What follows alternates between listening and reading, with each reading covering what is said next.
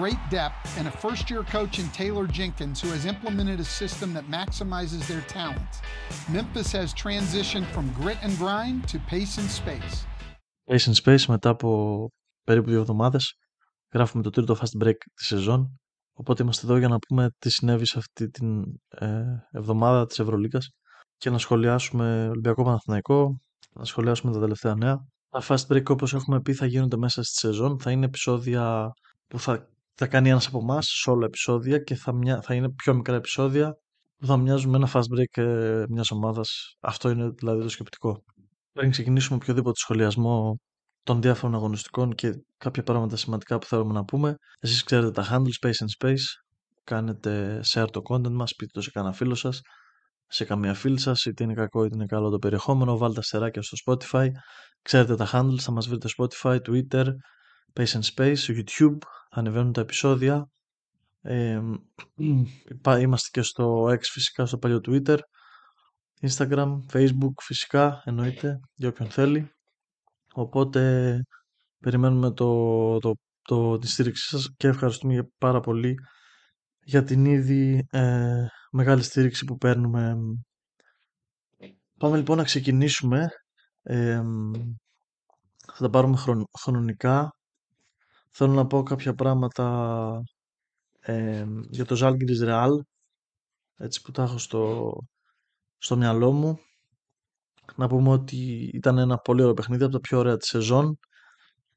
Δεν θα σχολιάσω πάρα πολλά πράγματα. Θα πω μόνο ότι η Real είναι μια εντός έδρας ομάδα. Έχει ένα 5-1 ρεκόρ με τη μοναδική ήττα της από τον Παναθηναϊκό. Αυτή τη μεγάλη εμφάνιση του Kenneth Farid, του μεγάλου αυτού Kenneth Farid. Και εκτός έδρας η Real, αν ήταν τώρα μόνο τα εκτός έδρας παιχνίδια, θα ήταν πέμπτη το τέλος με ρεκόρ 1-5. Δηλαδή το ακριβώς αντίστροφο από ό,τι έχει στα εντός της. Οπότε αυτό τώρα δεν ξέρω τι μας λέει. Μας δείχνει σίγουρα μία ανισορροπία, μία αστάθεια. Είχαμε τη Real ψηλά στα Power Rankings. Πιστεύουμε ακόμα, παρότι δεν τη συμπαθούμε. Δυστυχώς ή ευτυχώς. Δυστυχώς βασικά δεν τη συμπαθούμε. Έχει κάνει μια πολύ ωραία ομάδα. Δεν μου αρέσει η προσθήκη του Alex Len. Μου μοιάζει ότι δεν έχει να δώσει. Έδιωξαν ή έφυγε, δεν ξέρω αν έφυγε, αν τον έδιωξαν, έναν πιο αμυντικογενή παίκτη, τον Μπρούνο Φερνάντο, και πήραν ένα παίκτη ο οποίος δεν είναι ούτε καλός επιθετικός ούτε καλός αμυντικός. Είναι περασμένο το καλό του επίπεδο που είχε και δεν είναι ιδιαίτερα καλός αθλητής. Όπως παράδειγμα τώρα είναι ο Kenneth Farid, ο οποίος στα 36 του βλέπετε πώς μπορεί και κρατιέται και πώς μπορεί και έτσι τέλος πάντων τη σωματική του κατάσταση. Πάμε να δούμε λίγο και τη Žalgiris, η οποία είναι πλέον στο 7-5. Είχε πολλά δύσκολα παιχνίδια εκτός. Νομίζω είναι η τρίτη-τέταρτη συνεχόμενη ήττα της. Συνεχίζει να είναι η δεύτερη καλύτερη επίθεση της Λίγκας. Και εδώ θέλω να προσθέσω το καλύτερο παίκτη της Žalgiris, ο οποίος είναι ο Σιλβέιν Φρανσίσκο. Ένας από τους καλύτερους βασικά στη Λίγκα. Να διαβάσω εντάχει κάποια νούμερα και κάποια στοιχεία έτσι που μου αρέσουν. Είναι δεύτερο σε όλη τη Λίγκα στον τομέα points created. Για όποιον δεν το γνωρίζει, αυτό είναι το σύνολο των πόντων και των assist που παράγει και δίνει και παίρνει η Žalgiris. Είναι δεύτερο σε όλη τη Λίγκα με 32,4 πόντους από τα καλάθια και τις assist του. Δηλαδή τόσα κερδίζει η Žalgiris από αυτόν τον παίκτη και μόνο. Εντάξει, είναι εκπληκτικός. Είναι η πιο παραγωγική του σεζόν και το καλοκαίρι όποιος τον πάρει θα πρέπει να πληρώσει αδρά. Όπως επίσης ένα άλλο σημαντικό στοιχείο, όταν είναι μέσα, δηλαδή το on-off του, το on, που είναι περίπου 25 λεπτά, όταν είναι στο παρκέ, η Žalgiris έχει το καλύτερο net rating σε όλη την Ευρωλίγα. Ένας παίκτης ο οποίος είχε απασχολήσει τον Ολυμπιακό το καλοκαίρι, πιστεύω θα τον απασχολήσει και αυτό το καλοκαίρι που μας έρχεται. Αν και τώρα, μιας και μιλάμε για έτσι, επικαιρότητα, πριν λίγο ο δημοσιογράφος Συρίγος, νομίζω, έβγαλε ότι ο Ολυμπιακός είναι σε προχωρημένες επαφές με τον Ομάρι Μουρ, ο οποίος είναι ένα άλλο στυλ παίκτης από τον Φρανσίσκο, παρότι μπορεί να παίξει και σαν οργανωτής, σαν PG. Είναι ένα πιο Will Clabernoidές πράγμα. Μπορείτε να δείτε πάρα πολλά στοιχεία στο YouTube από το φάσμα scouting του φοβερού Μανόλο. Shout out στον φίλο μας τον Μανόλο. Είπαμε φάσμα scouting στο YouTube. Μπορείτε να δείτε πάρα πολλά στοιχεία για τον παίκτη. Έχει κάνει ένα scouting report από τον Ταρουσάφακα και φυσικά φέτος ό,τι έχετε δει από τη Βαλένθια. Αυτά όσον αφορά έτσι λίγο μια μικρή επικαιρότητα σχετικά με το θέμα του Μάρι Μουρ που βγήκε. Προφανώς δεν θα πάμε εν το βάθη σε όλα τα παιχνίδια. Θα σχολιάσουμε το Βαλένθια Ερυθρός. Λίγο θα πούμε ότι η Βαλένθια έχει μια καλή έδρα, δυνατή έδρα. Ο Ερυθρός είχε την ευκαιρία με το σούτ του Μακιντάιρ να ισοφαρίσει, αλλά έγιναν πάρα πολλά λάθη. Όποιος έχει δει το παιχνίδι, έχουν γίνει απίστευτα τσόκ και από τις δύο ομάδες. Απ' τη μία ρίχνει την μπάλα ο Μπαντιό πάνω στο πόδι του Μονέ και δεν σφυρίζεται τίποτα. Απ' την άλλη τη χάνει ο Μπάτλερ στο άλλο μισό. Μετά ο Κάλινιτς κάνει λάθος πάσα στο κενό χώρο στο Μακιντάιρ από το out. Έχουν γίνει πάρα πολλά λάθη και στο τέλος χάνει και μια βολή ο Κοστέλο και αντί να πάει στους 4 πάει στους 3, έχει το τελευταίο σουτ. Η Βαλένθια δεν κάνει φάουλ και ο Μακιντάιρ το στέλνει δοκάρι. Η επιστροφή του Νουόρα, ο οποίος είναι και μια πάρα πολύ καλή επιλογή για το fantasy από εδώ και πέρα. Λογικά να δούμε ακόμα 1-2 παιχνίδια του να δούμε πώς θα είναι. Για όσους εδώ να κάνουμε το disclaimer, για όσους δεν ξέρετε, έχουμε μια λίγα fantasy. Μπορείτε να βρείτε το κωδικό της λίγας στο bio μας στο Instagram και να μπείτε εκεί πέρα να πάρετε μέρος στη λίγα μας για να έχουμε κάτι να ασχολούμαστε, ότι δεν κάνουμε τους ψευτοπροπονητές. Μπολόνια Μακάμπι δεν χρήζει κάποιο σχολιασμού. Η Μπολόνια συνεχίζει το βιολί της μέσα στην έδρα της. Μία νίκη διαπυρός και σιδήρου η ΕΦΕΣ μέσα στην έδρα της με την Μπαρτσελώνα, το πρώτο επίσημο παιχνίδι και η επιστροφή του Τσάβη Πασκουάλ στην Ευρωλίγκα με τις βολές του Αϊζέα Κορντινιά νομίζω. Εδώ να σχολιάσουμε κάτι, τις δηλώσεις του, ξεχνάω τώρα αυτή τη στιγμή το όνομα, του προπονητή της ΕΦΕΣ που είπε suicides και βγήκε η ΕΦΕΣ και χρειάστηκε να κάνει επίσημη δήλωση ότι δεν εννοούσε suicides ή οτιδήποτε έχει να κάνει αυτό, εννοούσε τον μπασκετικό όρο. Εντάξει, οπότε Κοκόσκοφ, τώρα μου ήρθε το όνομα, Κοκόσκοφ, δεν χρειάζεται. Πρέπει να, άλλη φορά καλό είναι να βάζουν εκεί πέρα άτομα που να ξέρουν να κάνουν μια normal μετάφραση στο τι σημαίνουν αυτές οι λέξεις. Για να μην υπάρχουν αυτά τα misunderstandings τέλος πάντων. Το Βιλερμπάν Μονακό δεν χρειάζεται κάποιο σχολιασμό, όπως και το Μπασκόνια Bayern. Οπότε πάμε σε ένα πολύ ωραίο παιχνίδι στο Παρτιζάν Φενέρ 87-99. Ένα πρώτο ημίχρονο που βγήκε στο παιχνίδι μόνο η Φενέρ και μάλιστα μια πρώτη περίοδος που βγήκε στο παιχνίδι μόνο η Φενέρ. Το ίδιο έκανε η Παρτίζαν και με τη Βιλερμπάν. Γενικά η Παρτίζαν έχει μία νίκη στα τελευταία 7 παιχνίδια και αυτή με τη Μονακό με στην έδρα της που κέρδιζε για 15-20 πόντους και στο τέλος πήγε να το χάσει και κέρδισε για 2. Δεν πάει καλά η Παρτίζαν. Έχει χάσει φυσικά τον Γκάρλικ Τζόνς, αλλά εντάξει και άλλες ομάδες έχουν τραυματισμούς. Δεν κάνουν 1 στα 7 και με ομάδες όπως η Βιλερμπάν κτλ. Πάμε λίγο να σχολιάσουμε την καλύτερη επίθεση της Λίγκας που είναι η Χάποελ, με την ομάδα του coach του να περνάει πολύ άνετα από την Αρμάνι. Η Χάποελ, να πούμε κάποια πράγματα έτσι που τα έχω σημειώσει, έχει 5 παιχνίδια με 100 και πόντους που σκοράρει. Είναι η πρώτη καλύτερη επίθεση της Ευρωλίγκας με 125 πόντους ανά 100 κατοχές, με 40% στο τρίποντο και σκοράρει παιδιά τόσο πολλούς πόντους με μόνο 17,4 για 12 καλά. Δεν είναι δηλαδή ότι είναι κυρίως ISO, δεν είναι δηλαδή ότι βασάρουν πολύ την μπάλα, όπως παίκτες όπως ο Μπλάκινεϊ, ο Ελάιζα Μπράιαντ, ο Βασίλε Μίσιτς. Παρότι είναι καλή στο pick and roll, κυρίως ο Ελάιζα Μπράιαντ και ο Βασίλε Μίσιτς, υπάρχει πάρα πολύ ISO, πολύ επιθετικό rebound. Το καλύτερο plus minus σε αυτά τα 12 παιχνίδια είναι ο East Wainwright με 10,4 και αυτό είναι ενδεικτικό και είναι ένας από τους υποψήφιους για μένα αμυντικούς της χρονιάς, με μέγεθος, σκληράδα, αθλητικότητα, και φυσικά ο μεγάλος Ελάιζα Μπράιαντ, ο οποίος είναι μεγάλο που λένε, δηλαδή θα τον ήθελα full στον Ολυμπιακό. Είναι ένας two-way shooting guard, ο οποίος μπορεί να παίξει και point guard, μπορεί να παίξει και στη θέση του 3, μπορεί να μαρκάρει από το άσο μέχρι το 4 άνετα, μπορεί να μαρκάρει κάποια πεντάρια υπό συνθήκες. Είναι φοβερός αμυντικός, σουτάρει καλά, δημιουργεί, είναι αθλητικός, μπορεί να μπει, να αποστάρει. Ελάιζα Μπράιαντ για MVP μέχρι τώρα θα πω εγώ, μέσα στους υποψηφίους στους 5 σίγουρα. Ήρθε η ώρα να πιάσουμε τον Παναθηναϊκό και τελευταίο θα αφήσουμε τον Ολυμπιακό, θα τα πάμε χρονικά. Έχουμε φυσικά κάποια σημειωμένα στοιχεία και νούμερα που πρέπει να δούμε, όπως ότι τον Παναθηναϊκό με την Ντουμπάι φυσικά. Ο Παναθηναϊκός ουσιαστικά έκανε το πρώτο ημίχρονο ντέρμπι γιατί αυτός το επέτρεψε. Δεν έπαιξε την άμυνα που έπρεπε να παίξει. Ο coach Αταμάν βγήκε και είπε στις δηλώσεις του ότι συγχαίρει τον coach Σερέλη γιατί αυτός είπε να βάλουν τον Καλαϊτζάκη στο δεύτερο μήχρονο και να πιέσει τον Wright, ο οποίος έκανε συνολικά ένα καλό παιχνίδι και έχει πάρει φέτος τη θέση του playmaker που δεν είναι καθαρός point guard. Εντάξει. Και με την είσοδο του Παναγιώτης Καλαϊτζάκης ουσιαστικά δίνει το έναυσμα για να γυρίσει το παιχνίδι. Οφείλει ο coach Αταμάν να το βάζει περισσότερο σε αυτό τον Παναθηναϊκό. Δεν μπορεί μόνο ο Φαρίντ να δίνει την ενέργεια πίσω, γιατί ο Φαρίντ μπορεί να είναι καλός rim protector, αλλά δεν τον έχουμε δει ακόμα. Πρέπει ο Παναθηναϊκός να παίξει βασικά καλύτερη περιφερειακή άμυνα. Εντάξει. Τι άλλο έχουμε σημειωμένο? Φυσικά ο Κέντρικ Ναν, ένα παιχνίδι από τα παλιά, ένα παιχνίδι του καλού Κέντρικ Ναν. Αν θυμάστε, πέρσι ο Παναθηναϊκός είχε ένα stretch 3-4 παιχνιδιών εντός στο ΆΚΑ, που ο Ναν βρίσκει πάλι το καλό του εαυτό, κάνει κάτι 35 πόντους, 30 με Μπαρτσελώνα, Παρτιζάν κτλ. Μπορεί να είναι αυτό το stretch πάλι.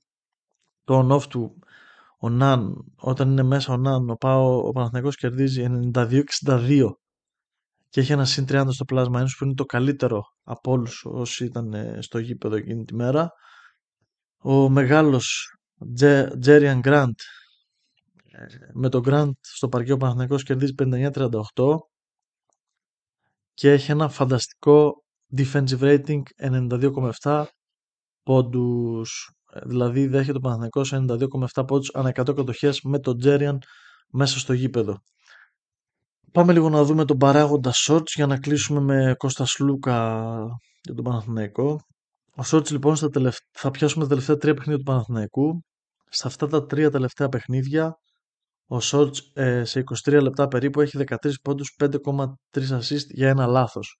Ουσιαστικά βλέπουμε μια αναβάθμιση του TJ Shorts. Βλέπουμε ότι αυτή η συζήτηση που έγινε με τον coach Αταμάν έπιασε τόπο, ότι του έδωσε την μπάλα στα χέρια, πιο πολύ στα δύο παιχνίδια, Παρίσι και Ρεάλ. Βλέπουμε όμως ότι έγινε και στην Ντουμπάι, δεν ήταν τα νούμερα ουσιαστικά όπως έκανε στη Μαδρίτη με 19 πόντους και στο Παρίσι, αλλά το usage ήταν εκεί, πήρε την ομάδα στα χέρια του, δεν έχει παίξει τόσο πολύ, γιατί ήταν και ο Ναν πολύ καλός, ήταν και ο Γκραντ πολύ καλός, ήταν και ο Σλούκας πολύ καλός, οπότε πιστεύω ότι τέλος πάντων δείχνει μεγάλη βελτίωση σε αυτά τα 3 παιχνίδια.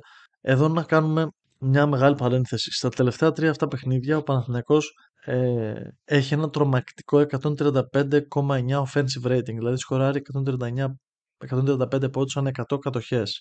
Πρέπει να είναι το καλύτερο stretch σε όλη τη λίγα και είναι σίγουρα το καλύτερο του Παναθηναϊκού. Και φυσικά για όλο αυτό ευθύνεται ο μεγάλος Κώστας Λούκας, ο οποίος στα 36 του, σε αυτά τα 3 παιχνίδια, σε αυτό το stretch που έχει 3 στα 3 ο Παναθηναϊκός, έχει σχεδόν 14 πόντους, σχεδόν 6,5 assist για 1,7 λάθη και το καλύτερο plus minus από όλους σε 23 λεπτά που παίζει. Μιλάμε για ένα παίκτη 36 χρονών, ο οποίος έχει ξεκινήσει τη χρονιά φουριόζος, δεν σταμάτησε ποτέ και απλά αυτό το stretch έρχεται για να το αποτυπώσει αυτό το πράγμα και πόσο ανάγκη είχε ο Παναθηναϊκός αυτό τον Σλούκα, ο οποίος, όπως είπε κάπου ο Ντίνος, ο Μητόγλου λέει, απορώ πως σε κάθε επίθεση και άμυνα δίνει τόσο πάθος στα 36 του. Μάθαμε φυσικά δυστυχώς ότι ο Ματίας Λεσόρ πάει για χειρουργείο, αλλά αν όλα πάνε καλά θα επιστρέψει γύρω στο Φλεβάρι-Μάρτι. Δεν ξέρω πόσο πραγματικό είναι αυτό το σενάριο, μακάρι να επιστρέψει τέρμα υγιής. Εδώ να πούμε, γιατί τότε δεν είχαμε κάνει επεισόδιο, να πούμε περαστικά και γρήγορη ανάρρωση στον Κίναν Evans. Είναι πραγματικά στενάχωρο να συμβαίνουν αυτά τα πράγματα. Και φυσικά να πούμε τα κλισέ ότι που τα εννοούμε πάρα πολύ, δεν αξίζει σε κανέναν παίκτη, ούτε σε άνθρωπο, ούτε σε κανέναν άνθρωπο φυσικά, να παθαίνει αυτούς τους τραυματισμούς που δεν του στοιχίζουν μόνο την καριέρα του, αλλά και τη σωματική του και την ψυχική του υγεία. Αυτά όσον αφορά. Περιμένει να δει ο Παναθηναϊκός αν θα πάρει ψηλό. Προς το παρόν οι δηλώσεις είναι ότι κοιτάει, αλλά δεν βιάζεται αυτή τη στιγμή, γιατί έχει και μια η αγωνιστική αυτή την περίοδο είναι Τρίτη-Τετάρτη, οπότε πάλι και να ψάξει δεν προλάβει να γυρίσει. Έχει μια διακοπή για τις εθνικές, οπότε μετά θεωρεί όταν υπάρχει η βλέψη ότι θα επιστρέψει ο Χόλμς και ο Γιούρτσεβεν, οπότε μετά θα είναι πλήρης, τουλάχιστον από αριθμό, η front line του Παναθηναϊκού και έχει από εδώ και πέρα και ένα πιο εύκολο πρόγραμμα που μπορεί να καθυστερήσει την έλευση του ψηλού. Και μιλάμε για την έλευση του ψηλού γιατί φυσικά για να κάνει αυτό το στρέτσο Παναθηναϊκός των 3 νικών, ο Φαρίντα έχει δώσει ό,τι έχει και δεν έχει ο άνθρωπος. Είναι εκπληκτικός. Δεν γίνεται μία αναφορά, αλλά πιστεύω ότι θα έπρεπε να γίνεται μεγαλύτερη. Έχει δεν είναι το rim protection που έχει δώσει. Δεν είναι το mobility. Δεν είναι ότι αλλάζει τα screen, βγαίνει τα heads out, κάνει αυτό που θέλει ο Αταμάν. Είναι ο άνθρωπος έχει έρθει από το πουθενά, έχει έρθει από την Ταϊβάν και παίζει σε επίπεδο αυτή τη στιγμή που μιλάμε δεύτερης καλύτερης πεντάδας EuroLeague τύπου. Ο άνθρωπος είναι εκπληκτικός, είναι παντού. Και προχθές έδωσε 4 assist, έχει κάνει 4 block. Έχει κάνει 4 block. Έχει μια ίδια φάση ακριβώς που κάνει ένα block στον Καμικέλο όπως και κάνει ο Γιάννης Αντετοκούμπο στον DeAndre Ayton. Μιλάμε για απίστευτο game changer και αυτό έχει δώσει και όλη την όθηση στον Παναθηναϊκό. Γι' αυτό πρέπει να δουν λίγο γιατί και αυτός τα έχει φτύσει και ο δεύτερο πεντάρα αυτή τη στιγμή είναι ο Ντίνος Μίτογλου. Γι' αυτό πρέπει να επιστρέψουν ο Χόλμς και ο Γιώτσεβεν. Πάμε τώρα να δούμε και το τελευταίο παιχνίδι. Ολυμπιακός Παρί. Περιμέναμε ένα high pace παιχνίδι. Φυσικά όμως αυτό που δεν περιμέναμε, γιατί ας πούμε πήγε το παιχνίδι σε 75 κατοχές. Πήγε παραπάνω από το μέσο όρο που παίζει η Παρί. Η Παρί παίζει φέτος περίπου στις 73 κατοχές. Χθες το παιχνίδι παίχτηκε στις 75 κατοχές. Πάρα πολύ ψηλό pace, πάρα πολύ δυνατός ρυθμός. 98-86 το σκορ φυσικά με την απουσία του Χίφη. Ο οποίος Χίφη, να πούμε το οξύμορο, η Παρί με αυτόν ίσως να ήταν και καλύτερη όσον αφορά το θέμα ισορροπίας άμυνας και επίθεσης και μοίρασμα της μπάλας. Ο Χίφη σε 19 λεπτά, σε 21 λεπτά παίρνει 19 προσπάθειες. Είναι ο πρώτος σκόρερ της Ευρωλίγας νομίζω με 21 περίπου πόντους και όπως είπε και ο coach Μπαρτζόκας είναι ενδεικτικό το ότι παίρνει τόσες προσπάθειες σε τόσα λίγα λεπτά. Υπάρχουν πολλοί παράγοντες που μπορούμε να σχολιάσουμε για το μάτς. Υπάρχει η επιστροφή του Φουρνιέ φυσικά, ο οποίος δεν είναι μόνο ότι σκοράρει, είναι ότι αρχίζει και νιώθει πιο άνετα. Πάει στα σημεία που τον βολεύουν, παίρνει τα shoot που τον βολεύουν. Είναι two-way χθες η εμφάνισή του, βάζει τα χέρια του σωστά. Δεν παίρνει πολλά τραβηγμένα. Είναι πιο σωστά τα shoot που έχει πάρει. Πώς να το πούμε, ρε παιδί μου, είναι πάλι ο Εβάν Φουρνιέ. Ο οποίος ίσως αυτό το παιχνίδι να είναι το έναυσμα της επιστροφής του. Εδώ μπορούμε να παρατηρήσουμε κάτι. Είναι από τα λίγα μάλλον παιχνίδια ή το πρώτο μετά από καιρό που ο Ντόρση δεν είναι καλός. Ή τουλάχιστον δεν παίρνει τόσες πολλές προσπάθειες όσο παίρνει γιατί έμεινε και αρκετή ώρα στον πάγκο μετά από ένα σημείο. Οπότε βλέπουμε ένα ξεκλείδωμα, να το πούμε έτσι, του Φουρνιέ. Φυσικά δεν χρειάζεται να ξέρεις πολύ μπάσκετ για να δεις ότι ο Ντόρση κλέβει σε εισαγωγικά κάποιους αριθμούς, κάποιες προσπάθειες από το Φουρνιέ και το Σάσα. Και ένα κομμάτι στο οποίο Σάσα πέρα το πνευματικό είναι χαμηλά είναι η εκτόξευση του Ντόρση. Φυσικά υπάρχει και το κομμάτι ότι ανέβηκαν οι κατοχές, πήγαν στις 75, οπότε βρήκε χώρο και ο Γάλλος να κάνει τα δικά του. Ναι, εννοείται αυτό. Αλλά δεν σημαίνει ότι δεν είναι δεδομένο, γιατί ο Βεζένκοφ πήγε κάτω από τα στάνταρ του, ο Μιλουτίνοφ σκόραρε κάτω από τα στάνταρ του, πήγε μόνο πάνω ο Ward, κάπως δηλαδή μοιράστηκε μεν το σκορ, αλλά ο Φουρνιέ βρήκε αυτό που έπρεπε να βρει για να θεωρήσουμε μια επιστροφή. 2-3 πράγματα ακόμα έχουμε να πούμε για τον Ολυμπιακό. Ένα ενδεικτικό είναι ότι το καλύτερο plus minus από όλους στο γήπεδο το έχει ο Ντόντα Χολ. Σε περίπου 20 λεπτά έχει ένα μεστό συν 23, 7 rebound, όλα επιθετικά rebound. Ολυμπιακός όταν είναι μέσα, ο Ντόντα Χολ κερδίζει 60-37 την Παρί, με όλους τους συμπαίκτες του που είναι μέσα με εξαίρεση τον Τάιλερ Ντόση να έχουν θετικό δείκτη στο συμπλήν. Εχθές ήταν φανταστικός. Άλλο ένα παιχνίδι που δείχνει η Παρί ότι όποιο αντίπαλο center έχει είναι καλός. Βλέπε Ντόντα Χολ, Κένεθ Φαρίτ, Βέινιεν Γκέμπριελ, Τζόναθαν Μότλεϊ, Ντάνο Τούρου. Είναι μερικά από τα παραδείγματα. Τώρα ακολουθεί η Ντουμπάι, ο Καμπεγγέλε θεωρώ ότι θα είναι πάρα πολύ καλός. Αμέσως μετά θα πω φυσικά για τον Thomas Walkup, ο οποίος μέχρι τώρα στα 9 παιχνίδια που έχει παίξει έχει το καλύτερο συμπλήν από όλους στον Ολυμπιακό, έχει το καλύτερο net rating από όλους στον Ολυμπιακό και χθες στα λεπτά του Walkup ο Ολυμπιακός κερδίζει 54-36. Εκπληκτικός Thomas Walkup, ο οποίος δεν φαίνεται στη στατιστική του εχθές τι κάνει με τις βουτιές και τα λοιπά και τις άμυνες και τις διπλές ομάδες. Έχει αναλάβει τον Justin Robinson, ο οποίος όποιον άλλον έχει βρει τον έχει κάνει γιογιό, pure scorer. Πιστεύω στην Παρί ταιριάζει καλύτερα από ό,τι ταιριάζει ο TJ Shorts. Αυτή την εντύπωση έχω, ασχέτως αν ο TJ Shorts είναι καλύτερος παίκτης. Η Παρί πέρσι είχε και καλύτερους παίκτες γενικά στο roster της. Παρ' όλα αυτά βλέπετε ότι είναι πάρα πολύ ανταγωνιστική, γιατί αυτό είναι το στυλ παιχνιδιού που την κάνει ανταγωνιστική. Και ένας τελευταίος έτσι που έχω να επισημάνω φυσικά δεν είναι άλλος από τον Dyson Ward, ο οποίος στα λεπτά του ο Ολυμπιακός κερδίζει 65-45. Μπήκε, έδωσε ενέργεια, έδωσε hustle, έδωσε τρίποντα, μπήκε στο καλάθι, κέρδισε φάουλ, πήρε 5 rebound, έδωσε 4 assist, έκανε 4 κλεψίματα. Εκπληκτικός Tyson Ward, ο οποίος ήταν αμφίβολος για το αν θα παίξει. Γενικά είναι ένα στυλ αυτή η μεταγραφή. Δεν λέω ότι είναι μεγαλύτερη, δεν ήταν γεμάτο φανφάρες, αλλά είναι ένα στυλ που βγαίνει τουλάχιστον μέχρι τώρα στον Ολυμπιακό και δίνει πάρα πολύ σημαντικά στοιχεία. Θα μπορούσε να παίξει παραπάνω από Παπα-Νικολάου, γιατί χθες δεν ήταν καλός Ντόρση και ήταν όμως Παπα-Νικολάου. Μιλουτίνοφ για ακόμα ένα παιχνίδι πολύ καλός, αλλά θεωρώ ότι στα λεπτά του Hall η ομάδα παίζει καλύτερα αμυντικά. Φυσικά πάντα όλα αυτά έχουν να κάνουν και με ποιους έχεις γύρω σου. Εντάξει, δεν είναι, γιατί λέμε καμιά φορά τα advanced και τα simple, πάντα όμως δεν παίζει, καταλαβαίνετε, το παιχνίδι δεν είναι ατομικό. Εδώ να πούμε ένα disclaimer, ο Ολυμπιακός είναι στο 8-4, δεν έχει ούτε πολύ δύσκολο πρόγραμμα ούτε εύκολο, σίγουρα εύκολο δεν το λες, έχοντας στο μεγαλύτερο διάστημα αυτού ή τουλάχιστον θέλετε στα 5 από τα 12 παιχνίδια κακό Βεζένκοφ. Αν δεν θέλετε κακό, μέτριο Βεζένκοφ. Αν δεν θέλετε μέτριο Βεζένκοφ, μπορούμε να πούμε κάτω από τα στάνταρ του. Και επίσης ένα άλλο σημαντικό, με κακό Φουρνιέ. Θα μου πείτε με τρομακτικό Ντόρση. Ναι, αλλά παίζει και άλλο στυλ μπάσκετ. Έχει φύγει λίγο η κίνηση, έχει πάει μπάλα στο Άιζο με τον Τάιλερ και με τον Φουρνιέ. Υπάρχει φυσικά σε πάρα πολλές φάσεις, ειδικά όταν είναι ο Γόκα μέσα, αυτό με το Γιογκομονίτο που λέμε με τις πάσες. Υπάρχει το inside out φυσικά με τον Μιλουτίνοφ, ο οποίος είναι και καλός finisher και καλός δημιουργός. Οπότε μη σας πιάνει τρέλα, ακόμα είναι Νοέμβρης. Όλοι θέλουν οι ομάδες τους να ρολάρουν, όλοι θέλουν οι ομάδες τους να κερδίζουν. Κανείς δεν γίνεται να κάνει όμως 38-0, ούτε 37-1, ούτε 36-2. Παιδιά, χαλαρώστε, ηρεμήστε, απολαύστε λίγο το μπάσκετ. Μην είστε μόνο γκρίνια. Μην μόνο όταν κερδίζει είναι απλά ένα παιχνίδι της regular season και όταν χάνει γίνεται καταστροφή. Προφανώς λοιπόν στοιχεία από τον Ολυμπιακό, προφανώς λοιπόν στοιχεία από τον Παναθηναϊκό.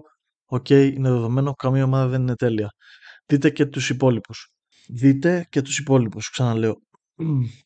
Λοιπόν, αυτά ήταν από εμάς. Τα handles τα ξέρετε, Pace and Space. Βρείτε μας στο Spotify, βάλτε αστεράκια, κάντε share το content μας, πείτε το σε κανένα φίλο σας, σε καμία φίλη σας, να μάθουν το κανάλι μας και τα λέμε την επόμενη φορά.